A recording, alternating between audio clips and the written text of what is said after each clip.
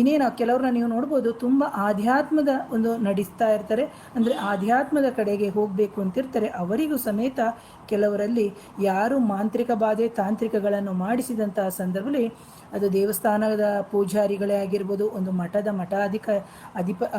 ಇವರುಗಳೇ ಆಗಿರ್ಬೋದು, ಅಂಥವರಿಗೂ ಸಮೇತ ಕಾಡಾಟವನ್ನು ಮಾಡಿಸ್ತಾರೆ. ಹಾಗಾಗಿ ಯಾರಿಗೇ ಮಾಂತ್ರಿಕ ಬಾಧೆ ಆಗಲಿ ಅಥವಾ ನಕಾರಾತ್ಮಕ ಶಕ್ತಿಗಳ ಸಮಸ್ಯೆ ಇದ್ದಂತಹ ಸಂದರ್ಭದಲ್ಲಿ ನಾವು ಯೋಚನೆ ಮಾಡಬೇಕು. ನಮ್ಮದ ಅಲ್ಲದೆ ಇರುವಂಥ ಎಷ್ಟೋ ಆಲೋಚನೆಗಳು ನಮಗೆ ಬರ್ತಾನೆ ಇರುತ್ತೆ. ಸೊ ಅದನ್ನು ನಾವು ನೋಡ್ಕೋಬೇಕಾಗುತ್ತೆ. ಹಾಗೆ ನಿಮ್ಮ ಮನೆಯಲ್ಲಿ ಇರುವಂತಹ ಒಂದು ತುಳಸಿ ಗಿಡ ಅಂತ ಏನಿದೆ, ಆ ತುಳಸಿ ಗಿಡಗಳು ಅಥವಾ ಬೇರೆ ಯಾವುದೇ ಗಿಡಗಳು ಸಮೇತ ಅಲ್ಲಿ ಒಣಗಲಿಕ್ಕೆ ಶುರು ಆಗ್ತಾ ಇರುತ್ತೆ. ನಿಮ್ಮ ಮನೆಯಲ್ಲಿ ಯಾವುದೇ ಒಂದು ಗಿಡಗಳನ್ನು ಹಾಕಿದರೂ ಸಮೇತ ಆ ಗಿಡಗಳು ಫಲಕಾರಿಯಾಗಿರುವಂಥ ಹೂ ಕೊಡಲ್ಲ.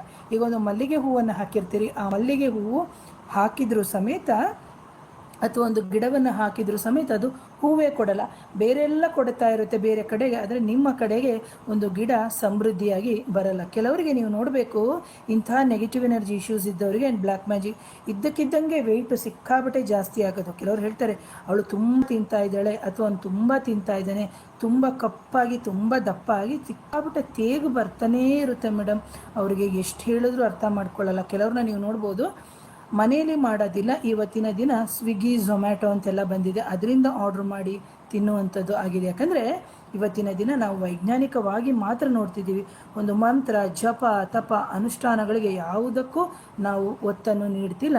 ಹಾಗಾಗಿ ಇವೆಲ್ಲವೂ ಸಮಸ್ಯೆ ಉಂಟಾಗೋದು. ಹಾಗೆ ಯಾವಾಗ ನಿಮಗೆ ಒಂದು ಅಮಾವಾಸ್ಯೆಯ ದಿನ ಅಥವಾ ಹುಣ್ಣಿಮೆಯ ದಿನಗಳಲ್ಲಿ ಕೋಪ ಹಠ ಅನಾರೋಗ್ಯ ಉಂಟಾಗ್ತಾ ಇದೆ, ನೀವು ಒಂದಲ್ಲ ಎರಡು ಬಾರಿ ಅರ್ಥ ಮಾಡ್ಕೊಳ್ಳಿ. ಯಾರೇ ಈ ವಿಡಿಯೋಗಳನ್ನು ನೋಡಲಿ, ನಿಮ್ಮ ದೇಹದಲ್ಲಿ ಅಥವಾ ನಿಮ್ಮ ಫೈನಾನ್ಷಿಯಲಿ ಅಥವಾ ಮ್ಯಾರಿಡ್ ಲೈಫಲ್ಲಿ ಅಥವಾ ಕನ್ಸೀವ್ ಆಗೋಕ್ಕೆ ನಿಮಗೆ ಪ್ರಾಬ್ಲಮ್ ಆಗ್ತಾ ಇದೆ, ಅಥವಾ ನಿಮಗೆ ಯಾವುದೋ ಒಂದು ಪ್ರಾಪರ್ಟಿ ಬೈ ಮಾಡೋಕ್ಕೆ ಹೋಗಿರ್ತೀರಿ, ಆ ಪ್ರಾಪರ್ಟಿ ತೊಗೊಳಕ್ಕೆ ಹೋಗ್ತಾ ಇರ್ತೀರಿ, ಸುಮ್ಮನೆ ಮನೆಯಲ್ಲಿ ಕಿರಿಕಿರಿ, ಅಥವಾ ಒಂದು ಬ್ಯಾಂಕ್ ಲೋನ್ಗೆ ಹೋಗ್ತೀರಿ, ಆ ಬ್ಯಾಂಕ್ ಲೋನ್ ಆಗೋದೇ ಇಲ್ಲ, ಅಥವಾ ಪ್ರಾಪರ್ಟಿನ ಎಲ್ಲೋ ಒಂದು ಮಾರ್ಟಿಗೇಜ್ ಮಾಡಿರ್ತೀರಿ, ಅಥವಾ ಗೋಲ್ಡನ್ನು ತೊಗೊಂಡೋಗಿ ನೀವು ಫ್ಲಡ್ಜ್ ಮಾಡಿರ್ತೀರಿ, ಅದನ್ನು ನಾವು ರಿಲೀಸ್ ಮಾಡ್ಕೊಂಡು ಬರೋಕ್ಕೆ ಆಗಲ್ಲ.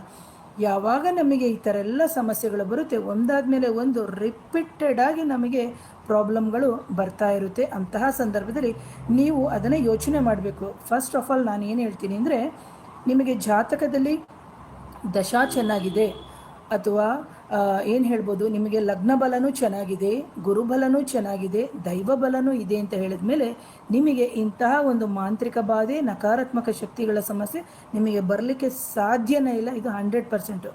ಎಷ್ಟೋ ಜನ ಹೇಳ್ತಾರೆ, ಮೇಡಮ್ ನಾನು ಏನದು ಸಂಧ್ಯಾ ವಂದನೆ ಮಾಡ್ತಾ ಇದ್ದೀನಿ, ಆದರೂ ನನಗೆ ಯಾಕೆ ಪ್ರಾಬ್ಲಮ್ ಆಗ್ತಾ ಇದೆ ಅಂತ. ಸೊ ಅದು ಮುಂದಿನ ದಿನಗಳಲ್ಲಿ ಮಾತಾಡಬೇಕು ಅನ್ಕೋತೀರಿ. ಹಾಗೇನೇ ಎಷ್ಟೋ ಜನಕ್ಕೆ ನೀವು ನೋಡ್ಬೋದು, ಕಂಟಿನ್ಯೂಸ್ ಆಗಿ ಮಲ್ಕೊಂಡೇ ಇರ್ತಾರೆ, ಬೆಳಗ್ಗೆಯಿಂದ ಸಂಜೆ ತನಕನೂ ಮಲಗೇ ಇರ್ತಾರೆ, ತುಂಬ ತಲೆನೋವು ಅಂತ ಹೇಳುವಂಥದ್ದು, ತುಂಬ ತಲೆ ಸುತ್ತುತ್ತಾ ಇದೆ ಅಂತ ಹೇಳೋದು. ಆಮೇಲೆ ಕೆಲವರಿಗೆ ಕಿವಿಗೆ ಸಂಬಂಧಪಟ್ಟಂತಹ ತೊಂದರೆ, ಮೈಗ್ರೇನ್ಗೆ ಸಂಬಂಧಪಟ್ಟ, ಅಥವಾ ಕೆಲವರು ವರ್ಟಿಗೋ ಅಂತ ಹೇಳ್ತಾರೆ, ಸೊ ವರ್ಟಿಗೋ ಟ್ರೀಟ್ಮೆಂಟ್ ತೊಗೋತಾ ಇರ್ತಾರೆ, ಅಥವಾ ನರಕ್ಕೆ ಸಂಬಂಧಪಟ್ಟಂತಹ ಎಷ್ಟೋ ಸಮಸ್ಯೆಗಳು black magic and negative energy ಇಶ್ಯೂಸಲ್ಲಿ ಇದು 100% ಆಗಿರುತ್ತೆ. ಕೆಲವರಿಗೆ ನೀವು ನೋಡ್ಬೋದು ಕೈ ಹೀಗೆ ನಡುಗ್ತಾ ಇರುತ್ತೆ, ಕೆಲವರಿಗೆ ಕುತ್ತಿಗೆ ನಡುಗುವಂಥದ್ದು, ಕೆಲವರಿಗೆ ಕಣ್ಣಿನ ಸಮಸ್ಯೆಗಳು, ಈ ಥರ ಕೆಲವರಿಗೆ ನೀವು ನೋಡ್ಬೋದು ಹಲ್ಲು, ಆ ಹಲ್ಲು ಅಲ್ಲಿ ಏನಿದೆ ಅಥವಾ ಬಾಯಿ ಏನಿದೆ, ಆ ಬಾಯಿಯ ಹಲ್ಲು ಏನಿದೆ ಅದರಲ್ಲಿ ಒಂಥರ ಬ್ಲೀಡಿಂಗ್ ಆಗ್ತಾ ಇರುತ್ತೆ. ನಮಸ್ತೆ ಮೇಡಮ್, ಪ್ಲೀಸ್ ಆನ್ಸರ್ ಮಾಡಿ. ಯಾವುದಕ್ಕೆ ಆನ್ಸರ್ ಮಾಡಬೇಕು ಅಶ್ವಿನಿ ಅವರೇ? ನಾನು ಸ್ಪಿರಿಚುವಲ್ ಸೈಂಟಿಸ್ಟು, ಆಸ್ಟ್ರಾಲಜರು, ಜೊತೆಗೆ ಬ್ಲ್ಯಾಕ್ ಮ್ಯಾಜಿಕ್ ನೆಗೆಟಿವ್ ಎನರ್ಜಿ ತೆಗೆಯುವಂಥ ತಾಂತ್ರಿಕ ನಾನು, ಜೊತೆಗೆ ಶ್ರೀ ಚಕ್ರ ಸಹಿತ ದಕ್ಷಿಣ ನಾಗಕಾಳಿಕಾ ದೇವಿಯ ಒಂದು ಆರಾಧಕಳು ಕ್ಷೇತ್ರವನ್ನು ಮಾಡ್ತಾ ಇದ್ದೀನಿ. ಸೊ ಇದು ಬಂದು ನನ್ನ ಇಂಟ್ರೊಡಕ್ಷನ್ ನೀವು ಕೇಳಿದ್ದಕ್ಕೆ. ಸೊ ಹಾಗಾಗಿ ಕೆಲವರಿಗೆ ಮಧ್ಯದಲ್ಲಿ ಇದಾಗೋಯಿತು. ಸೊ ಹಾಗಾಗಿ ಕೆಲವರಿಗೆ ಗಮ್ಸ್ ಎಲ್ಲ ಲೂಸ್ ಆಗಿ ತುಂಬ ಬ್ಲೀಡಿಂಗ್ ಆಗುವಂಥದ್ದು, ಸೊ ಗಂಟ್ಲುಗಳು ನೋವು ಬರುವಂಥದ್ದು, ಎದೆ ಸಿಕ್ಕ ಹಾಕೊಳ್ಳುವಂಥದ್ದು, ಹೊಟ್ಟೆಯಲ್ಲಿ ಕೆಲವರಿಗೆ ನೀವು ನೋಡ್ಬೋದು ರಿಪೀಟೆಡ್ ಆಗಿ ಅಲ್ಸರ್ ಆಗ್ತಾ ಇರುತ್ತೆ.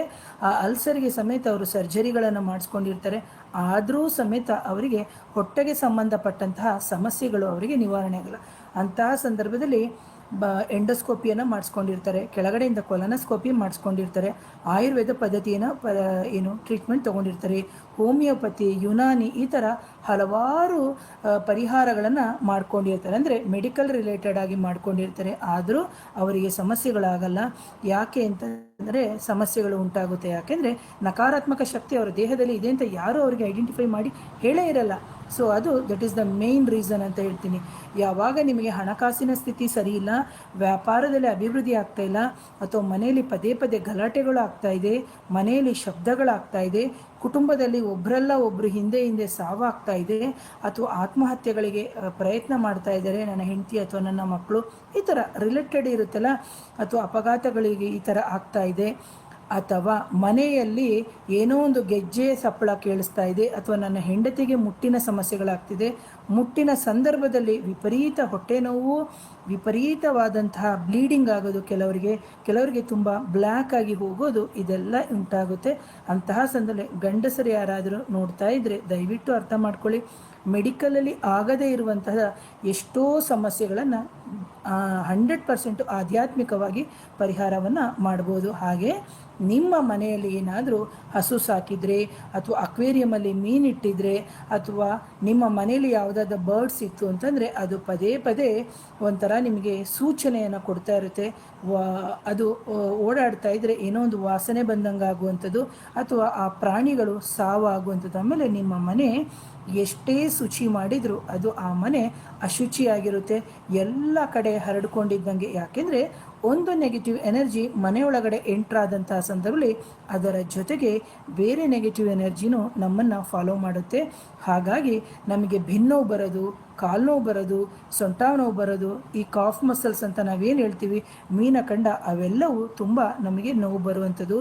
ಕೆಲವ್ರನ್ನ ನೀವು ನೋಡ್ಬೋದು, ಇದ್ದಕ್ಕಿದ್ದಂಗೆ ತುಂಬ ಬ್ಲ್ಯಾಕ್ ಆಗಿಬಿಡೋದು, ತುಂಬ ಫೇರ್ ಆಗಿರ್ತಾರೆ. ಒಂದು ಲೇಡಿ ಆಗಿರ್ಬೋದು, ಮಕ್ಕಳಾಗಿರ್ಬೋದು, ಯಾರೇ ಆಗಿರ್ಬೋದು, ಅವರಿಗೆ ಒಂಥರ ಇದ್ದಕ್ಕಿದ್ದಂಗೆ ತುಂಬ ದೇಹ ಕಪ್ಪಾಗ್ಬಿಡುತ್ತದು, ಆ ಥರ ಎಲ್ಲ ಆಗ್ತಾ ಇರುತ್ತೆ. ಅಂತಹ ಸಂದರ್ಭದಲ್ಲಿ ನೀವು ಅರ್ಥ ಮಾಡ್ಕೋಬೇಕು, ವೈದ್ಯಕೀಯದಲ್ಲಿ ಆಗದೇ ಇರೋದನ್ನು ನಾವು ಯಾವ ರೀತಿ ಪರಿಹಾರಗಳನ್ನು ನಾವು ಮಾಡ್ಕೋಬೇಕು ಅಂತ.